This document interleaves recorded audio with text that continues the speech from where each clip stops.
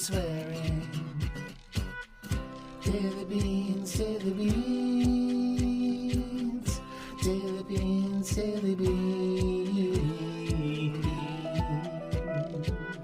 Hello and welcome to the Daily Beans for Thursday, November 5th, 2020. Today, election week continues with new lawsuits and recounts from the Trump camp as officials continue to count the votes, and the United States Postal Service failed to deliver multiple ballots as DeJoy is in the hot seat with Judge Sullivan. I'm your host, AG. And I'm Dana Goldberg. Dana, I'm tired. Oh my God, I feel like I got hit by a Mack truck. Like, I apologize to anyone who's ever actually been hit by a Mack truck, but I'm assuming this is what it feels like. No Mack truck hit shaming. We didn't get last night was tough. We didn't get the massive margins we were hoping for. At least that we know of. I still think there might be shenanigans in some states like Texas. But what's happening is exactly what we talked about, right? The red mirage, how it would seem to have gone Trump's way at first, because in-person voters tend to be Republican. They'll count those up. It'll look like Trump's doing well, plus the whole South comes in. And then as absentee votes are counted and the blue states come in, it seems to flip for Biden. And we'll talk more about that. And I'll speak later with Andrew Torrez from Opening Arguments about the lawsuits that are happening from the Trump side, including what's happening with Louis DeJoy, outright ignoring Judge Sullivan's order to sweep post office processing centers in swing states, and the new suits brought in Pennsylvania and Michigan, and, of course, the filing by Jay Sekulow for Pennsylvania, and a little update on what's going on with Harris County. That's all pretty good news. But, the Republicans were trying to throw out 127,000 ballots. I mean, not to mention, apparently, 27% of Southern Florida never got their ballots in the mail because DeJoy stopped the delivery. I mean, there's so much. That's why the numbers, I know more sketchy shit happened. I mean, for it to be this close, yes, all the voter suppression, yes, the Postal Service, but I feel like it goes deeper. Like, it doesn't make sense to me. It doesn't make any mathematical sense. I acknowledge I live in a bubble. I live here in Southern California, but we have our eye on the nation, and it just doesn't make any sense. You're right. But I want to thank everyone who watched our results show. I appreciate you. Thanks to Andy and Jill McCabe, who stopped in, and Rachel Vindman, and Sam Vinograd, Frank Figluzzi, Andrew Torrez, all of our guests. We had so many wonderful guests pop in and talk to us. That was really, I don't know if fun is the right word, but it was helpful. So we do have a lot to get to. So let's hit the hot notes. Hot notes. All right, so last night, we were on the air for 5.5 hours, I think. And, I sort of covered this in the intro, Dana. It didn't look good at first, right? Yeah. We knew it wasn't going to, but I wasn't prepared for how it would make me feel. Yeah, I mean, the roller coaster. I made the mistake of, like so many people, being like, okay, I'm going to watch this. I'm going to put in as many hours as I can. And just the emotional roller coaster of, oh my God, here we go.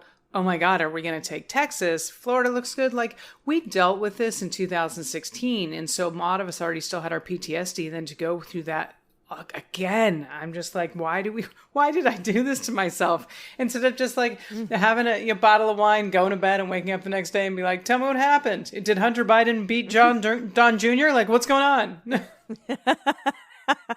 Yeah, how's Hunter Biden doing in his bid for the presidency? I think Hunter's losing his campaign, but I think it's going to be okay. Yeah, I think so too. But yeah, it was. I was expecting it to be a much wider margin in a lot of places. I thought we would hear. I thought Florida would go, and I thought Texas would go, and it looked like that early, and then those hopes were dashed pretty quickly. And I know that I said multiple times, like, don't worry, we don't need Florida and Texas. It's all about right. Would have been nice, but yeah, it would have been really nice. But the states that we need, we're not going to know very soon, and we knew that. But man, you're right. It just brought back all those memories, came flooding back. Like every time a state went to Trump in 2016, it was hard. It was just hard to watch. And it got much better today. I'll go into that in a second. Fuck the polls. Like, I don't want to hear about polls anymore. Like, if Sarah was beating Susan Collins up in Maine for the entire year, and then she loses by how many points? Like, something's not right. Same thing with Lindsey Graham and Jamie Harrison. So I read somewhere that, and if that sounded like my sources tell me, but that apparently there was like 19% Trump voters that were secret voters. Like, when they left the polls, they were just lying about what they were doing, like not telling people their decision. I just can't believe that Jamie and Sarah lost by. I just, those numbers are really hard for me to wrap my head around because of what the polls said all year. Yeah, and we're gonna have to figure that out because it's still. I mean, there's no silver lining to being a racist piece of shit. But there are people who are racist piece of shits who still are embarrassed to admit it and say it out loud. And so that's kind of what happens. And I think I cover that a little bit with Andrew Torrez later in the show, but it messes with our polling that right when we have somebody like Donald Trump in office and somebody doesn't want to tell a person to their face that they're going to be voting for Donald Trump, but they might do it like anonymously on the internet or something. And we have to rectify that. Otherwise our polls are meaningless, and then we have that roller coaster problem that you talked about. Part of that roller coaster was legit the Senate news. So we were following this. Obviously, we're disappointed with the results. Thus far, some miraculous things could happen, but I think we're all preparing for the fact that we will not. We're preparing for it, that it's going to be very, very hard to take the Senate. I don't want to say anything definitively, but I think we're preparing for it. Because like in Maine Senate race, as I said, Susan Collins broke 50% threshold to avoid the ranked choice voting that happens in that state. Sarah Gideon has conceded even though outlets haven't called the state, which I don't even understand that. To me, don't concede a race until they've called the state. But, you do you, whatever they think sportsmanship is up there. Fine. It's hard to see how Democrats at this point can take the Senate. We saw McConnell beat McGrath. I think we all knew that was going to happen. I got frustrated with how much money was being poured into that because it was such a hard race to win. Lindsey, as I said, beat Jamie. Harrison, Democrat Mark Kelly won in Arizona, though. That was a huge flip and a very important flip moving forward. The Tom Tillis Cunningham race hasn't been called yet. Tillis leads 48.7 to Cunningham's 46.9. So 4.3% of those assholes voted third party in North Carolina. I'm sorry. I'm trying to bring the funny, but it's still just so bitter in my mouth. The Alaska race with the Democrat Al Gross has not been called either, with only 50% of the votes counted there, but Dan Sullivan is up 64 to 31%. And with 95% of the votes in Georgia, Ossoff is trailing Purdue by about 150,000 votes, or 50.4% to 47.3%. Now, if Purdue stays above 50%, there's no runoff. And if he doesn't and he drops below, then maybe there's a chance there. And as we all saw, and I think most of us knew this, and I hate that he was one term, but Doug Jones lost his race in Alabama to a fucking football coach. Not that there's anything wrong with football coaches, but that's basically his only claim to fame. So so I'm with you. It looks like we're not going to get control of the Senate, and I thought for sure we would. Me too. And so that's my bad. I apologize for that. Again, it's the polling, I guess, but it just doesn't make any sense to me. And there might be shenanigans, and we may find out because Joe Biden is on his way to 270 electoral votes. He technically doesn't have them, but he pretty much has them mathematically. And that sort of happened throughout the day today, right? They called Wisconsin. And then Joe came on and spoke and said, we aren't here to declare victory necessarily, but we are here to say that once all the votes are counted, we're going to win. Yeah. And then right after he spoke, they called Michigan.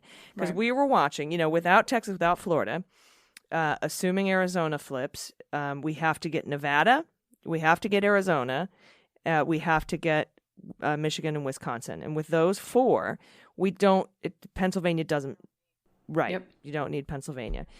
It'd be nice to have. Yeah, and I hate doing rumors, and there's a bunch of people saying, but by the time that people hear this, who knows what's going to happen? But just the underbelly whispers of Biden taking Pennsylvania by 150,000 votes. Hopefully, those are true, and hopefully by the end of the night, we'll have Nevada called, and yeah, it won't even matter. It won't even matter. It could be a couple of ways. Joe could end up with all of them and have 290 electoral votes, or he might get Pennsylvania and not get Nevada. I don't see how he wouldn't get Nevada, but it is tight. It's a tight race there. Yeah. And then that would be 284, I believe. I think there's 6 electoral votes in Nevada. That's just off the top of my head. But, we're looking it's really, really, it's going to be really hard for Trump to win these states. And that's why he's suing. And like I said, we're going to talk to a lawyer about that in a little bit. But he's going to be up there with 270. And that means that, we're going to have a new Department of Justice and a new cabinet. And that could mean actual investigations into the vote. Right. And I think that's just makes my heart sing. And we could find out some interesting things about some of these Senate races as well. But I haven't heard anything. I don't have any rumors, intelligence, or anything. I'm just saying. Yeah. We will be looking at the vote. So that's good. I also, and this is just my little wish list mind going, is that when Donald's going to lose. I would not be surprised if he starts taking senators down with him, like just throwing people under the bus. Like Johnson was in the room with me and blah, blah, blah was in the room with me. Like if there's investigations and things start to go south, I wouldn't be surprised if he starts taking people with him. Like that holds seats in the Senate right now, and that creates special, races next year. I just would not be surprised. And what I'm finding just a bunch of joy in is that the moment he's out of office, when he loses, the moment he's out of office, a mountain of lawsuits and debt comes crashing down on him. And that brings me joy. That makes my heart sing. AG, that makes my heart sing. Yeah, and I said we're going to look at the vote with the new Department of Justice, but we're also going to look at the, I remember Joe Biden in his town hall with Stephanopoulos when he's like, there's all these, Mueller put all these obstruction of justice charges together, like all nice and laid out for you. Are you going to do anything about that? And Biden didn't say no. Yeah. He said, look, I got a Department of Justice. That's their job. Yeah. They're going to do their job independently of me. And what that says to me is, hell yeah, somebody at the Department of Justice is going to arrest fucking criminals, because that's what my Department of Justice would do. And they would not go after people who are not criminals. That's how it works. But again, he's like, I don't have anything to do with that. I'm the president. That's not my job. Right. And he's been clear about that for his entire career. He understands civics, basic civics class.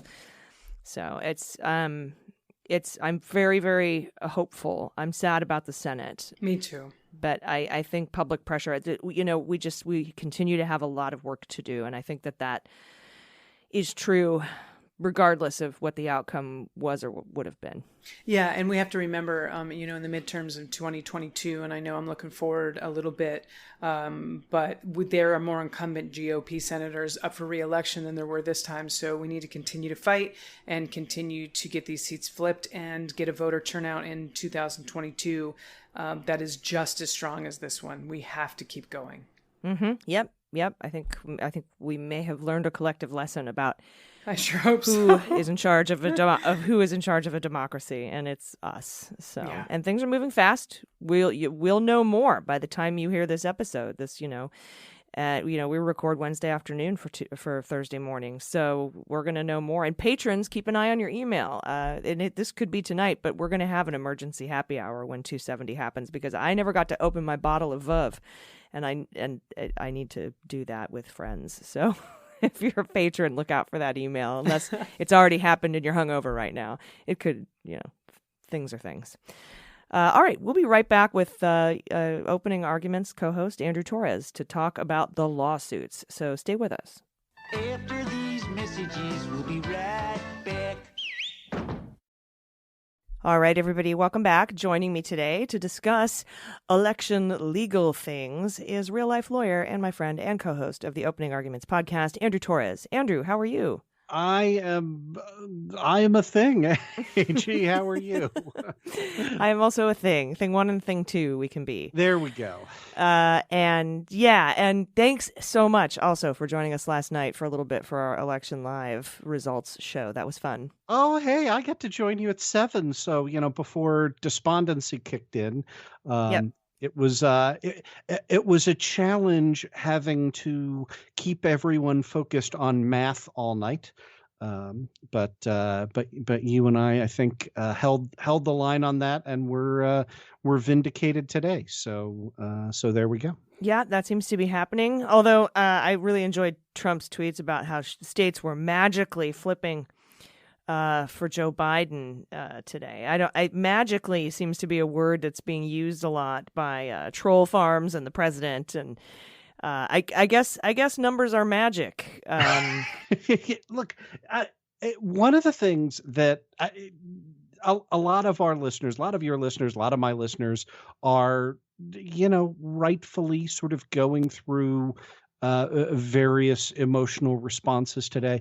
But one of the things that you can be really, really proud of if you listened to our shows, if you were active in the discussion, is the fact that we were talking about, and I don't just mean you and I, but I mean kind of generally informed left-leaning political media, the fact that we were talking about that this was Trump's game plan, I think is part of what enabled us to shame, Fox News into not going along with Trump's game plan, right? Right, yeah. And that's a real victory. Yeah, it is. It is. But, numbers are magic, Andrew. And I guess, if you are filing for bankruptcy 6 times, numbers can seem like magic. But, or, I don't understand. But the math is the math. And I am glad we did talk about the red mirage. We did talk about how the early numbers would lean Trump, and then as they counted the votes that were sent in by mail and absentee ballot, they would start flipping, and Trump would cry foul, which he has. So let's talk about how he's crying foul. We thought for sure he'd blame Iran or China. He's also now filing lawsuits, and you've been doing some research on some of the folks involved in this. Can we talk first about what happened today in Judge Sullivan's courtroom? Yes. So, and this, I love that we're starting there, because what's going on in Judge Sullivan's courtroom in U.S. District Court for the District of Columbia is a lawsuit that was brought at the end of August, by various concerned citizen groups involving the chicanery going on at the U.S. Postal Service, right? So this was Vote Forward, the Colorado Organization for Latina Opportunity and Reproductive Rights, and a bunch of other citizens groups that when all of the evidence came down with respect to the post office destroying mail processing equipment, shutting down resources and other equipment, they filed a lawsuit that said, hey, we want a public accounting of this. And this is the case in which Postmaster General Louis DeJoy just decided not to follow a court order yesterday. And so the bottom line, and I'm going to talk about what happened today. By the way, that's not good when you do that. Yeah, no, you and I have been following a lot of different lawsuits over the last 4 years, and I can't remember an instance where somebody outright denied or, defied a court order. Now, Granted, the Department of Justice, when producing documents, has slow-rolled it or asked for more time, but I've never seen an outright defiance of a court order yet. Yeah.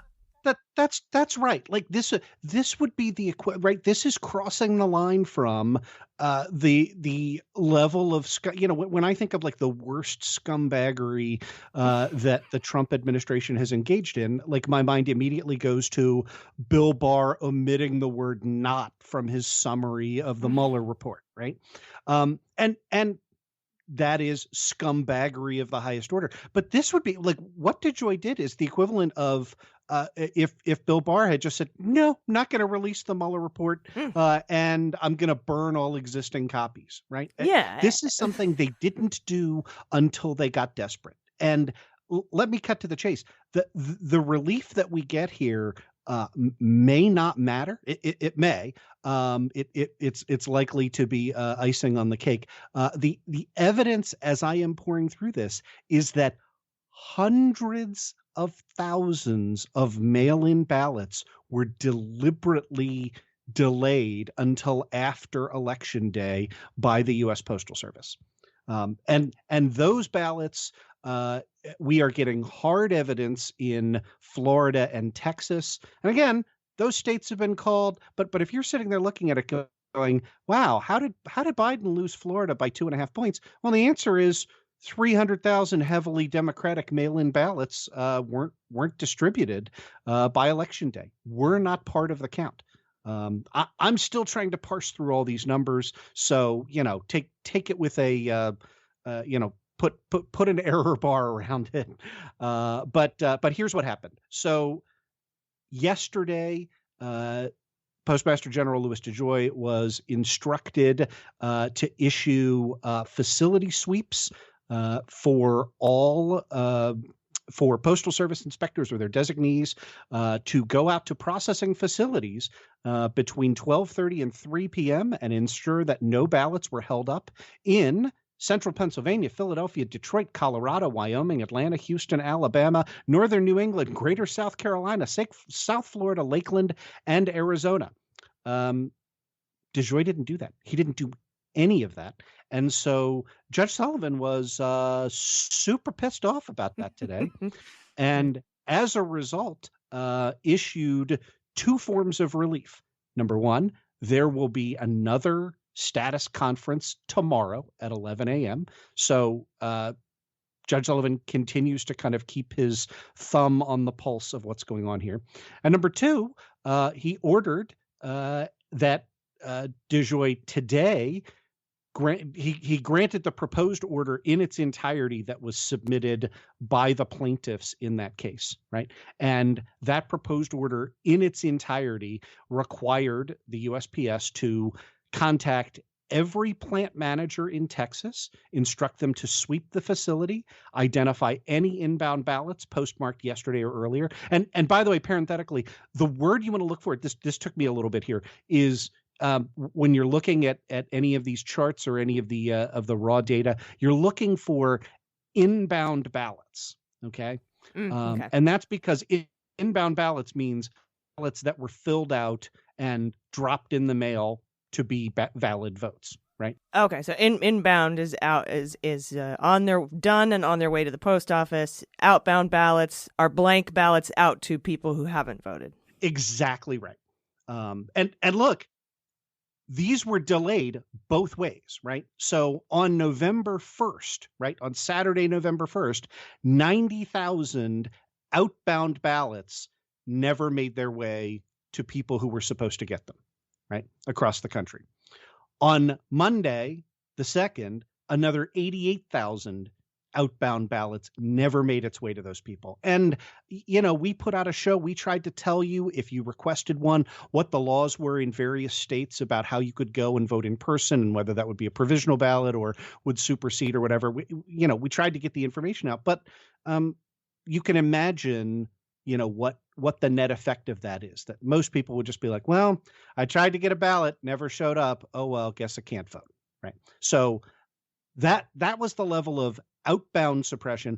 The level of inbound suppression, like I said, was on Monday, 320,000 ballots that arrived for processing were just never delivered. On Saturday, 300,000 ballots were just never delivered, right? So this is a lot of ballots. And I think right. And my other question, and I'm sorry to interrupt, but my other question is there has to be a caveat or at least an addendum on an inbound ballot that has been processed or not, because if it's been inbound processed through a sorting machine, it'll get a postmark. Correct. Unprocessed mail will not. And then that brings into question all of the sorting machines that were removed and destroyed. And we'll go into that when we'll talk about that a little bit later when we talk about the Pennsylvania lawsuit about the 3 days to count even if there's no postmark, because I think not only did they delay the mail outbound and then delayed it inbound, but I think they're deliberately sabotaging the postmarks. You are 100% correct. So I was just about to go to that. So these numbers, so the documents that were submitted today were documents that received an origin processing scan, but not a destination scan. Okay.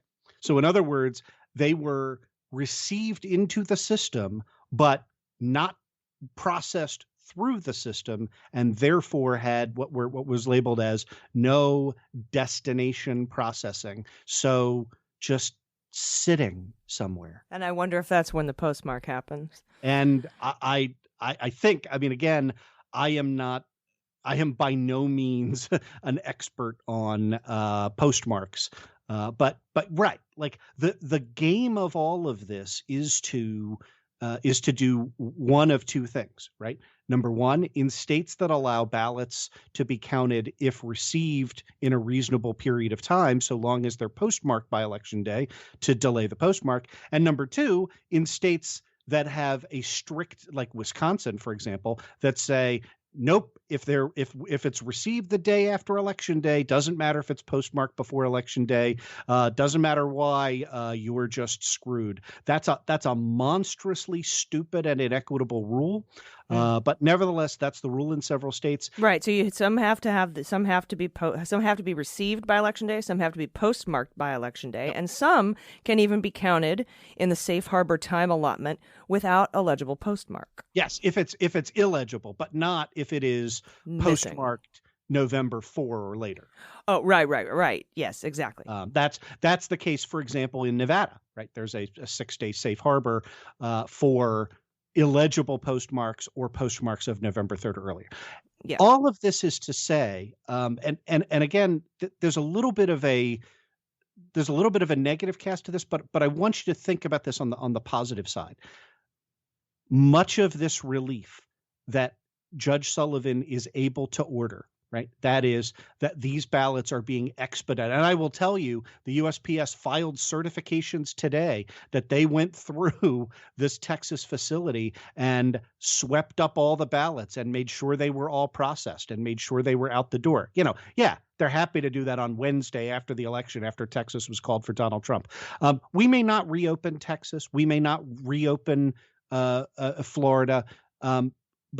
But as this full picture, Joe Biden has won the election. Joe Biden will win the Electoral College with 290 electoral votes. Because you're saying Nevada, Arizona, they've already called Wisconsin, Michigan, and Pennsylvania. Yeah, and that's saying that I believe in math in Pennsylvania. But even if Pennsylvania, and I also believe that this Supreme Court, while it was teeing up its willingness to engage in unprecedented judicial activism on the part of Justice Kavanaugh to go in and rat fuck us in Pennsylvania if it came down to Pennsylvania, the fact that Biden and Harris are at 270 electoral votes minus Pennsylvania means that I think they're going to look back at this and say, discretion's the better part of valor. I'm not gonna completely shred our election laws in order to help Donald Trump lose by a smaller margin. Right. That's my belief. Yeah. I thought it was interesting today, too, in the hearing. From my understanding, one of the defenses, I mean, they've had a couple of excuses. DeJoy did. One was, I only have a couple of these postal inspectors and they're busy, doing other mail stuff during a fucking election. And then the other one was, we didn't get the order of, to the people, do this by 4 p.m. We needed reports by 4 p.m. under penalty of perjury. We didn't get that in time. We didn't have time to get those to the right people. And that second one is hilarious to me because I got the order at 11 a.m. Pacific time, and I don't even work for the fucking post office. So I don't get that excuse at all. And then I doubly don't understand that the postal inspectors are busy doing other important tasks. I can't think of a more important task. All of that is pretextual, right? Look, what we know now, and we are starting to put the pieces together of the past month. And what we have is a criminal presidency knowing that it is about to lose, throwing every desperate move out there to try and overthrow our democracy. And the slowdown of the USPS is clearly one of their biggest monkey wrenches. We will not know, and it will not matter with respect to the count that goes down in the history books. I don't think, but I think we will know through investigative journalism and through piecing through and doing the legwork of all of this information that we are getting, thanks to the work of people like Vote Forward and judges like Judge Sullivan. In late November, in December, once all this stuff is out, we'll know, hey, maybe Biden won Texas after all. Yeah. Maybe Biden won Florida after all. Again, maybe he didn't. I don't know. I do know I'm proud to be a part of the party that wants votes counted and not the party that wants votes thrown away. Yeah. And then you also have to, and this is, my theories are getting wilder and wilder, and this is totally conjecture. But now you got to wonder why Trump wanted COVID to rip through the country unchecked and held rallies to help that happen, to force more mail-in votes. Well, I don't know that I share the I guess I would always ascribe incompetence before malice on that. But I will tell you, and you and I know this, both publicly and privately. I'm very, very non-conspiratorially minded, right? Mm-hmm. I am a trust the system, trust the process kind of guy. Yeah, it's probably more along the lines of I don't want anything bad to happen to the stock market because it's all I got. Yeah, no, I see that. But I will say this in terms of as an exception to that, and in terms of hypotheses that deserve being evaluated. You might recall I came on 7 o'clock to your live stream yesterday, and I said, I want everybody to remember what happened to us in 2016 was math, right? It was a polling error in the Midwest. It was localized. It did not extend to the entire, right? Like the nationwide polls were correct. The Southwest polls were correct. It was just a couple limited polls were systematically off because there was data that, particularly an in-house debate over low education voters, that sort of thing. And I said, math doesn't have a memory. Math doesn't have a partisan bias.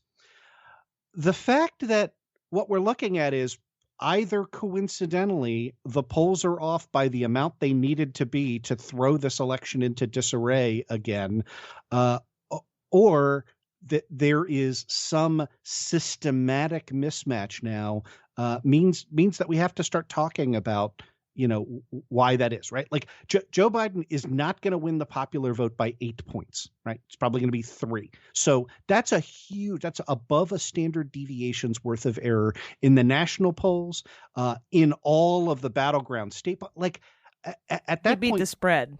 Yeah. Basically.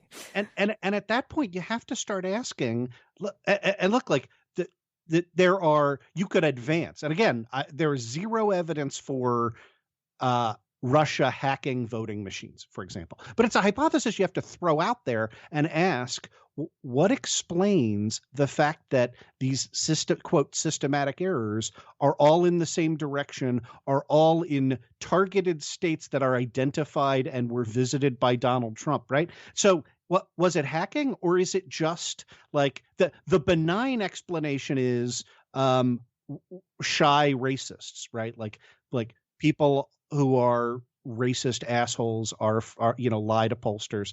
That could be an explanation, but the academic literature on shy voters shows a pretty clear, like one of the ways in which you test for is there a shy voter factor, right? And again, that's a academic literature euphemism for Right. People who are afraid to admit that they're racist assholes.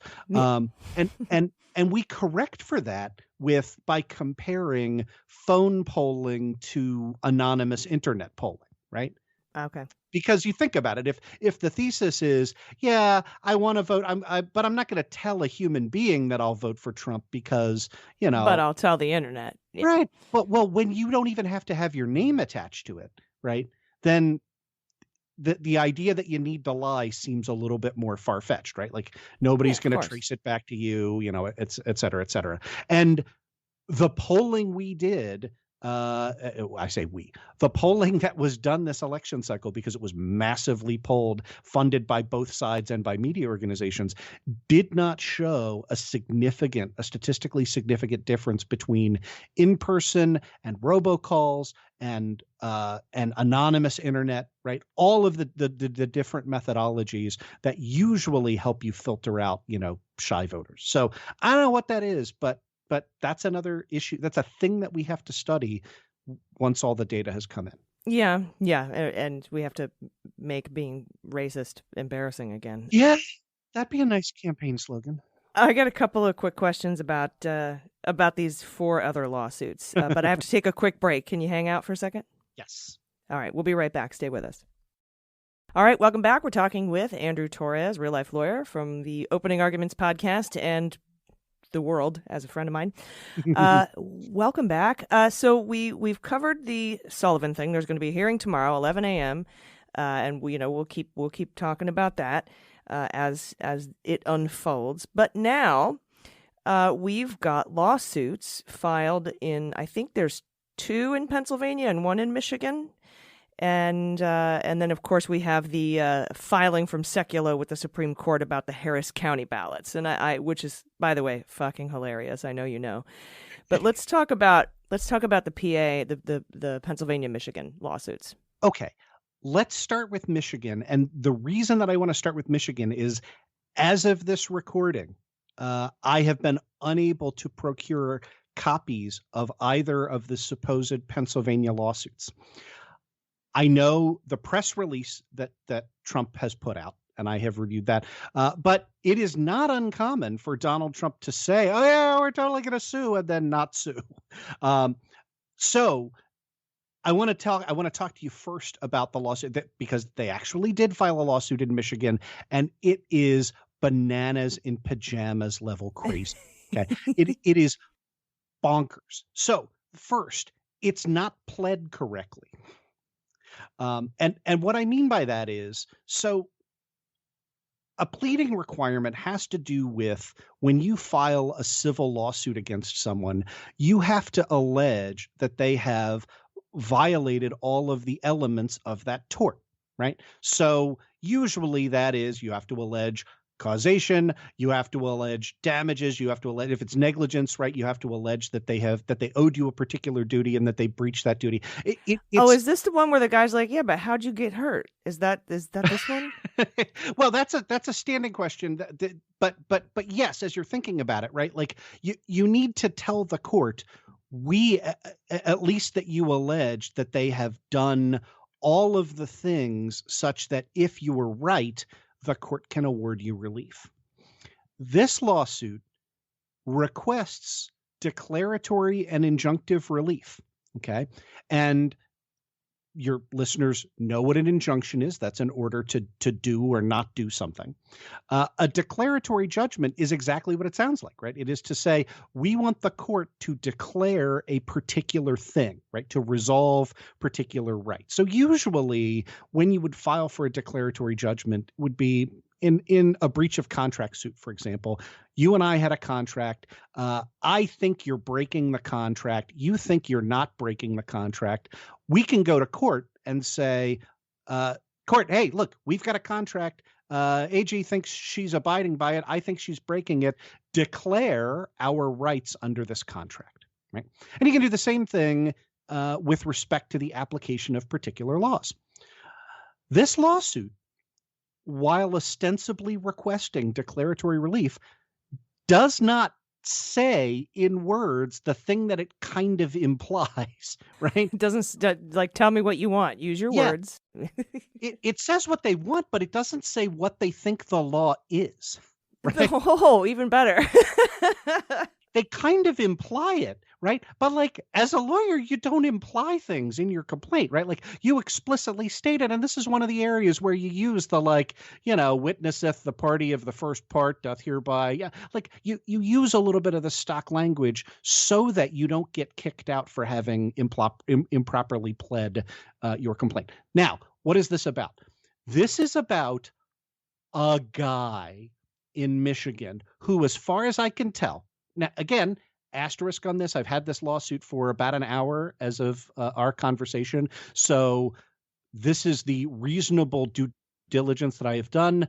If it turns out there are multiple Eric Ostergrens in Michigan, then maybe I'm I wrong. think you got the right one. Yeah, this guy is a serial lunatic. Okay. He is, as far as I can tell, sovereign citizen level crazy. Has routinely been involved in gadfly nuisance lawsuits in the state of Michigan, all of which it looks like he's lost. He attempted. He was the plaintiff suing Michigan Governor Gretchen Whitmer back in April for restrictions that Governor Whitmer had promulgated regarding how certain government employees didn't have to show up in person to respond to FOIA requests. And, since COVID is a hoax, I guess, or whatever, he filed a lawsuit unsuccessfully with respect to that. He went and got, in a case called Ostergren versus Frick in 2019, he went and got his own MCAO certification, Michigan Certified Assessing Officer certification, because he didn't like what the official assessors assessed as his property taxes on his second home. So he was like, well, no, I'm just going to do this myself and assess my own house. Right? Like he's a nut job, right? So with that, and by the way, welcome to sue me for defamation, Mr. Ostergren. I'm speaking on behalf of Opening Arguments Media LLC, a Maryland limited liability company. Bring it on. Anyway, so Ostergren, as far as we can tell, lunatic. The Trump administration, because they love lunatics, certified Mr. Ostergren as, and I'm going to read this from paragraph 2 of their complaint, quote, Eric Ostergren is a registered voter of Roscommon County, Michigan, and credentialed and trained as an election, quote, challenger, end of quote. Now, there are official ballot examiners, but under Michigan law, you're only allowed to have 2 in each particular area, right? Like because you don't let them like flood the zone by sending, armed Proud Boys out there, right? Like we know that this was Trump's rhetoric, but the law doesn't let you do that. So Ostergren showed up at a polling booth and said, hey, I want to examine the counting of absentee ballots. And the precinct officer was like, we already have the 2 Republicans here. What are you talking about? Get the hell out. Yeah, and there are like serious rules in Michigan about. Yeah, I think the Secretary of State posted them on Twitter. She's like, hey, by the way, here's our rules that we have. They've been there for a long time. Enjoy. Yep, and that's right. And so on the basis, and again, this is what I'm reading to you. What I'm describing to you as facts these are the facts that Trump is alleging, right? Their allegation is that Ostergren was kicked out. Therefore, ballots are being inspected without inspectors from each party being present. Again, remember, you could say anything you want in a complaint. It doesn't make it a fact. As far as we can tell, every piece of evidence is that this is just nonsense. Ostergren's a lunatic. There is no evidence to illustrate that any ballots are being observed and counted improperly in the state of Michigan.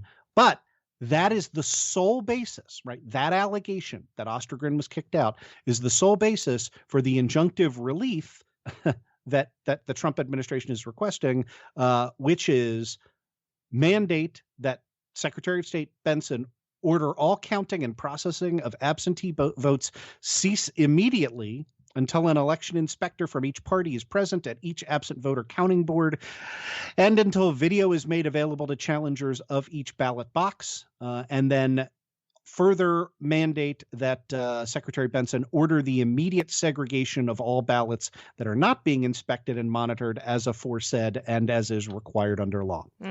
Okay, so that makes a little more sense to me, because to go in and say stop counting and be like, all right, cool, Biden's ahead.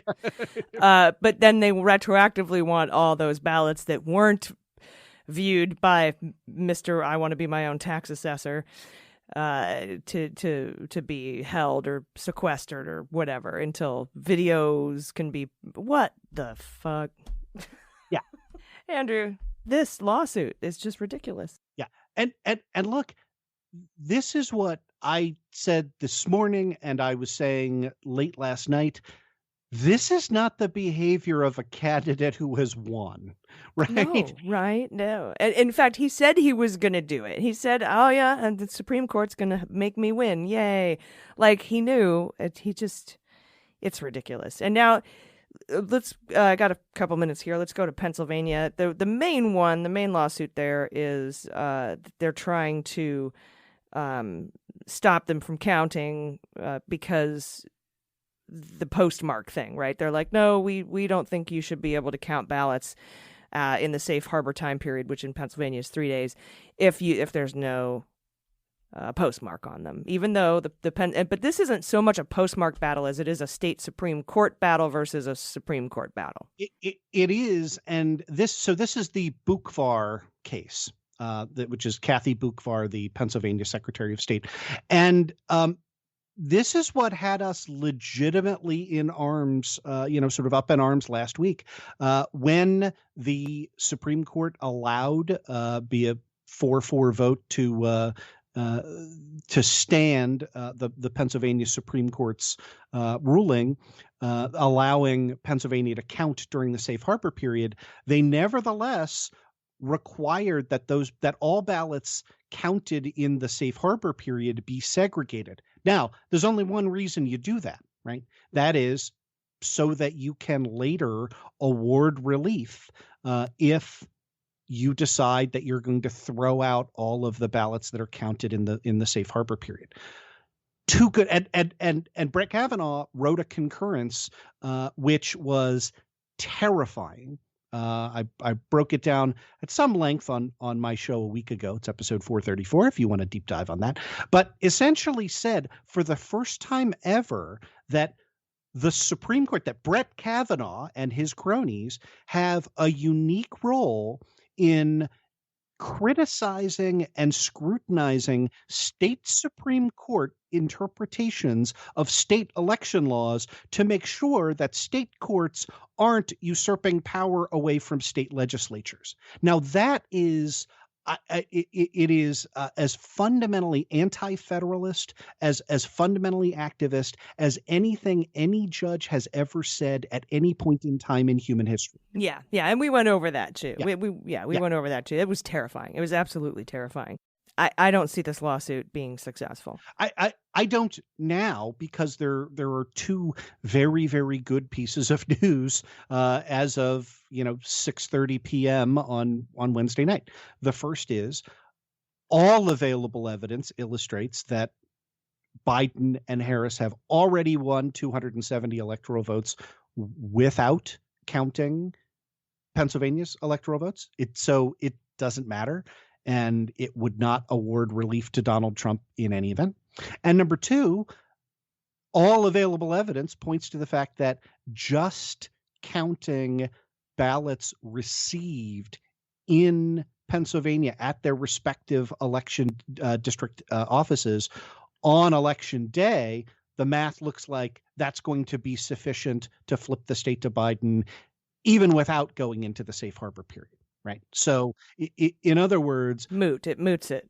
Yeah. The way in which you would be concerned about this is if the math said, boy, it's going to be really, really tight. And in order to get, sort of over the hump, we're going to need to count, safe harbor ballots. And bracket, we should be counting safe harbor ballots, right? Like, these are people who voted early, stuck their ballots in the mail in good faith, and the Postal Service didn't deliver them on time. I can't, this is not like, you can't even concoct the story of like Mexicans with calves the size of cantaloupes casting fake like these are people of goodwill in Pennsylvania trying to vote. Right. And by the way, what you just said is not something that's not of your making. That has come from the Republican Party. Just yeah. I'm sorry. I'm quoting Steve King there. Yes. I'm assuming that baseline of knowledge. No, like I'm Andrew Torrez. Believe me. Like just cutting the emails off at the root there. Oh, I appreciate that. Yeah, no, it's there's a special place in hell for Steve King because he's a racist asshole. Yes, he is. Now, so this mootedness sort of applies also to the other Pennsylvania lawsuit, but I do want to talk about, and I am really running out of time here, but I really wanted to ask you about this filing from Jay Sekulow. That's Trump's impeachment lawyer, by the way, who gives money to Putin-tied organizations, just filed with Supreme Court asking them not to count ballots received after Election Day. Oh, wait, no, that's the Pennsylvania one. Yeah, what Sekulow filed was a motion for Trump to intervene personally. Oh, right, because this was the Pennsylvania lawsuit that they tried to do 5 days before the election, even though they've known about it for 6 months. And then they said, we want to hurry up and do this now. And the Supreme Court said, nope, not now, but we'll look at it later. And so now he's filed, okay, it's time to look at it later. And you shouldn't count those Pennsylvania votes. Sorry. Yep. And let me tell you, because I think this is going to segue into the Wisconsin recount, which is sort of the last thing on our agenda to talk about. The reason why Jay Sekulow is filing this now is just money, right? It is prior to today, Donald Trump has run all of these suppression efforts, lawsuits, whatever, through his campaign, or in this case, the Huchever, the Bukvar lawsuit was brought by the Republican Party of Pennsylvania. Why? So that Donald Trump doesn't have to pay his own money for it. Right. Yeah. Donald Trump has to write the checks to Jay Sekulow. Jay Sekulow, America's dumbest lawyer, at least knows, like, no, money down, right? Like you don't work for Donald Trump without getting the check in advance. And so now what they want to do, and by the way, this motion will be granted, right? Like Donald Trump meets the requirements for intervention. This is about him. So now they're going to come in and take control of the litigation. And, to be honest, I'm perfectly happy with that because the dream team of Jay Sekulow and Bill Consovoy is about 1 for 94 so far in litigation matters. So I'm happy to have those guys running the point on this lawsuit. But no, this was a way of making the Republican Party of Pennsylvania pay to do all the legwork, and now they get to come in and assume control of the litigation, now that they've lost the presidency. Yeah, of course. What's up with the Harris County lawsuit, the 127,000 ballots? In the Harris County lawsuit, the plaintiffs did not even seek relief with respect to tossing out the Harris County mail-in votes. So under ordinary principles of, when you appeal, right, you have to ask anything you don't ask the court to do is considered waived. So the relief that they sought related to same day election drive-through voting. And my reading of that, there is a technical argument that because that was an emergency motion and not the appeal on the merits, you could argue that it's not waived, but I certainly would say that it is functionally waived, and I think ordinary principles of estoppel would govern in that. So those ballots are going to count again. I think what we're going to find out is, despite the fact that Texas's electors are going to go to Donald Trump, I think we're going to have an awful lot of data points in November, December that says that maybe Biden won that state after all. That's kind of what I'm thinking too. And I know that the Fifth Circuit said we're not hearing you, and then they tried to appeal on banc, and I think that's where it stands. But yep. I don't think it's going anywhere past this. Even the Supreme Court would be like, no. Yeah. Well, again, it's very difficult to see what one of the technical requirements for standing is that the Supreme Court is not just that you have to be aggrieved, but that the court has to be able to issue you a remedy. And it's difficult to know what that remedy would be at this point, right? Those ballots have now, contrast to Pennsylvania, where safe harbor ballots are being segregated by court order. In like those ballots have been processed, right? They've been run through a machine at this point. Like, you can't unscramble the egg at this point. So right, and I think that was the terms they used as well. Oh, nice. Right. Well, thank you very much for going through these. I know we're going to probably have a lot to discuss. We should start our own show. Yeah, we absolutely should. The Trump administration has also said they're seeking a recount in Wisconsin that they're entitled to, but I bet they back out. And I bet they back out for the same reason that we just went through, which is remedy. You get a chance. You get any party that loses by 1% or less can demand a recount. But if the margin is more, the only time the state pays for it is if the margin is 0.25% or less. Yeah, I think I tweeted out if Trump does call for the recount, and it looks like it'll be about a 0.75 margin, which means he would have to shell out about $3 million. I said, just, hey, Wisconsin, heads up, you might want to collect that money before you do the work. And don't take the bus that he sends, or you'll be stranded. Yep. All right. Well, thank you. Everybody check out Opening Arguments. It's an incredible podcast. We'll have you back on soon. I know we're going to have a lot of legal stuff to hash out, so I appreciate you taking the time to speak with me today. Andrew Torrez. Thank you so much. Everybody stick around. We'll be back with the good news. All right, everybody. Welcome back. It's time for the good news. Oh, I need this. I'm so tired. Oh, me too. Me too, my friend. But we've got some adorable pod pets coming up and hopefully a couple laughs in the good news. So this is a little palate cleanser before you go on with your night. Yes. And thank you for sending them in. And you can send your good news or confessions or corrections. And it doesn't have to be political. It can be personal.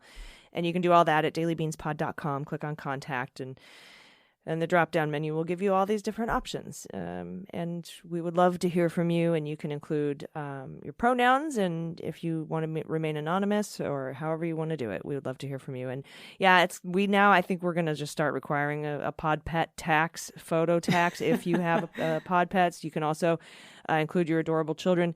Whatever you feel, I need pictures, send them. Send me photos. I need them. But first up, and good job from our first submitter here, because there is a pod pet photo, and this is from Janet, and the pronouns she, her. Janet says, "Hi, Beanies. Remember to check your car regularly while not driving as often. More importantly, remember to check your reusable grocery bags for forgotten fresh fish before tossing the bags back in the trunk." Nasty. Nasty. Here's a pic of Nimbus. This is a kitten. I have to wonder if Nimbus was like at the trunk going, meow, meow. And Yeah. that's when she's like, oh, shit, there's salmon in there. It's 5 weeks old. Oh, God, that's so gross. Oh, God, it is gross. And look at I love the little Donald Trump doll toy, cat toy for Nimbus to shred. And look, Nimbus is looking at him like all skeptical like. All right. We got more good news. This is from Anonymous, pronouns she and her. I'm 51 years old and never did anything for an election before except vote. This year, I have sent postcards to voters, lobbied everyone I know, and signed up to be a poll watcher. I really don't think I would have done all of this without your podcast and encouragement. Thank you so much for all your knowledge and gumption to get the rest of us out of our own heads. Tech illiterate, so I can't find out how to send pics of my beautiful pod pets. I have 2 cats, Convict and Squeaky, and a dog, Ming, all over 13 years old, and we'll love them all for as long as we can. Oh, awesome. All right. Well, hello, Convict and Squeaky, and Ming. Hello, Ming. Thank you, Anonymous, for sending that in. Next up, from Ryan, pronouns he and him. Hey, Beans Queens. Follow up to my confession from earlier this year. Trumpisms, butts, and whatever. The very best news. My wife found my hidden treat stash and wasn't upset, just laughed at me and stole a bag of chips. Oh, and also our baby girl is here. That's the secondary good news. Okay. Also, we had the baby. She arrived on October 10th, a Libra, like you said, AG. Ah, bingo. I called it. Conjecture, but I'm right. And we've been busy ever since with looking after her and all that comes with newborn babies. I've included a photo since I know you and some of the listeners are pretty big geeks like we are and would appreciate that she's already enrolled in Hogwarts. It's been really long, a long, difficult year. But this is all we care about right now, and we're living in our little bubble and enjoying the time with little Emery. Oh, I love that name. Me too.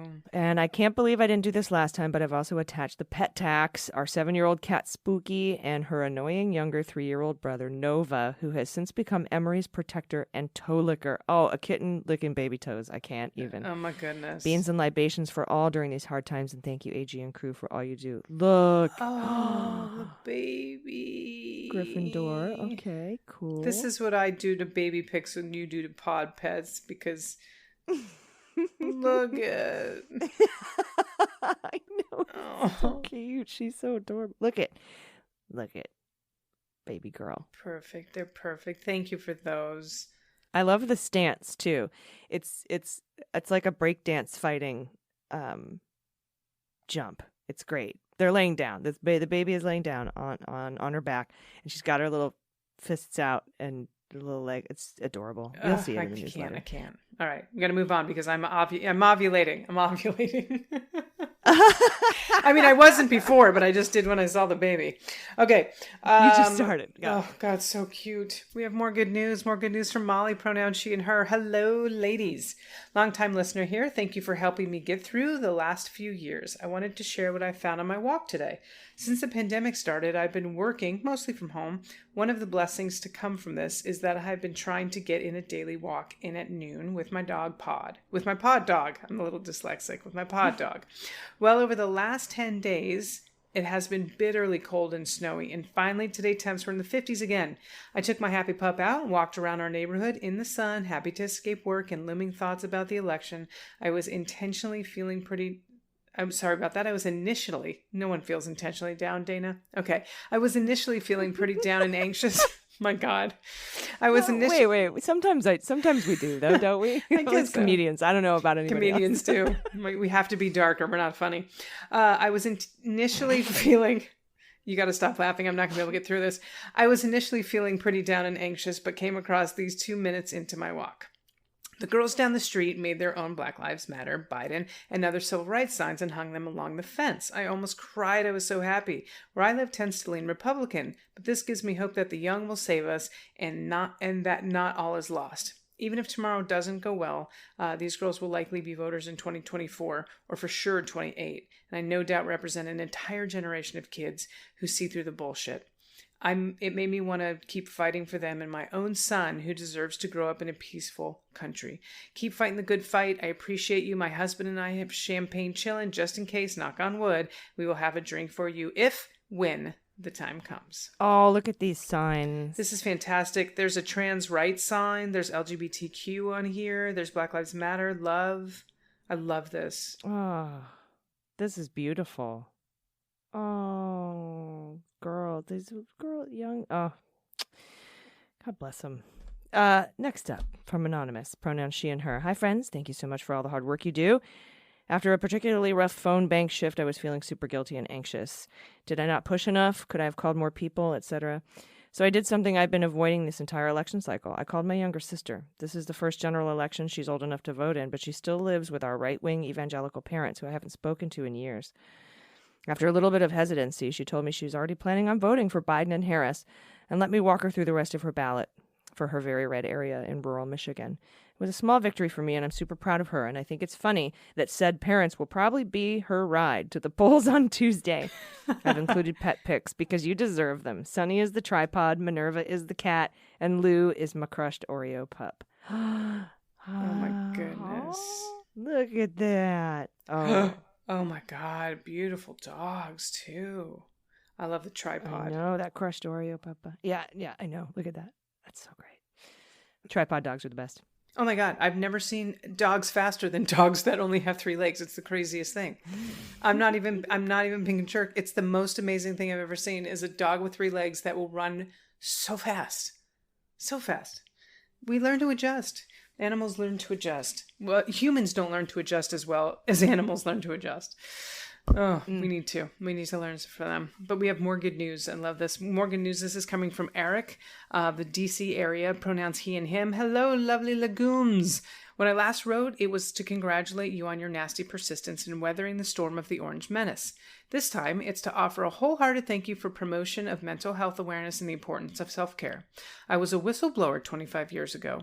I also had lingering PTSD. For me, this reached a head in March of 2019 when I suffered a major depression and for the first time received mental health treatment. Why am I sharing this? As a white cis male in his 50s, my privilege allows me to speak out against this warped cultural belief that there is reward in quietly suffering alone.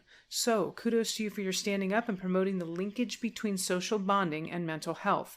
And for colleagues who might guess my identity, Orange Menace can mean many things, including the hazard level of a botched COVID response. It is not a reference to any executive office and therefore not a violation of the Hatch Act. And say that last part for me. In unitate et vigilia. Thank you, y'all. I've had a feeling it was Latin. Vigilance and unity. Vigilance through unity, I believe. I think. If my Latin memories are, I might be completely wrong. Well, I'll Google it. It sounds right. I'll Google it later. Vigilance and unity sounds like a good translation. Sounds good to me, right? Next up from Jay, pronouns he and him, and this is our last submission here. Jay says, hello, Beans Queens. I've always listened to the Daily Beans at work. I always listen to the Daily Beans at work to make my day a little more bearable with the old dude Trumpsters at my job. When I was listening to Special Flavor, Dana caused me to spit coffee all over my monitor, not only once, but twice. Between as a lesbian, you'd think I would know that, and then, can that be the episode name? I spit the coffee all over. My wife and I took election day and day after off. We figured no matter how it goes, we'll have a hangover. We've already voted and got the email that our votes have been counted. We live in Maryland. Thanks for the laughs in these dark times. I've included a photo of Oscar the Corgi as payment. Corgi Husky mix. Oh my God. Oh my God is right. A Corgi. And so the best eyes and the best butt at the same time. It's a Corgi Husky mix. He thinks he's old enough to drive. What a gorgeous dog. Look at Oscar is beautiful. I feel like Oscar's responding to you when you do that. Oscar. He's beautiful. Oscar. Huh? Oh, yeah, that's what's happening. I wonder if he's got the short legs. I wonder if he's a shorty like a corgi. He is. Look at, you can see the length of his legs, one paw on the chair. He's got little legs and a husky face. This is amazing. Oh my God. I love these. Oh God, I love he's these. super Thank you so much cute. for sending in your pod pets and your babies, the bebe. I want to eat their toes. Just absolutely adorable. Everyone, thank you for sending these in. This is made today awesome, more awesome than it's turning out to be. So everybody, thank you again. I don't know how to thank you enough for everything. Dana, do you have anything else you want to add? No, I just really appreciate the family, the new family I have here, and sticking together through this election. I do believe we've seen the last of the Orange Menace, at least within the White House, and I hope that any news about him after Biden is inaugurated has to do with his arrest. So that's my hope. I'm right there with you. And everyone, will talk tomorrow. Until then, please take care of yourselves, take care of each other, take care of your mental health, and take care of the planet. I've been AG. And I've been DG. And them's the Beans. The Daily Beans is executive produced and directed by AG and Jordan Coburn, and engineered and edited by Mackenzie Mazzell and Starburns Industries. Our marketing manager, executive assistant, production and social media direction is Amanda Reeder. Fact-checking and research by AG, Jordan Coburn, and Amanda Reeder. Our music is written and performed by They Might Be Giants. Our web design and branding are by Joelle Reeder with Moxie Design Studios. And our website is dailybeanspod.com.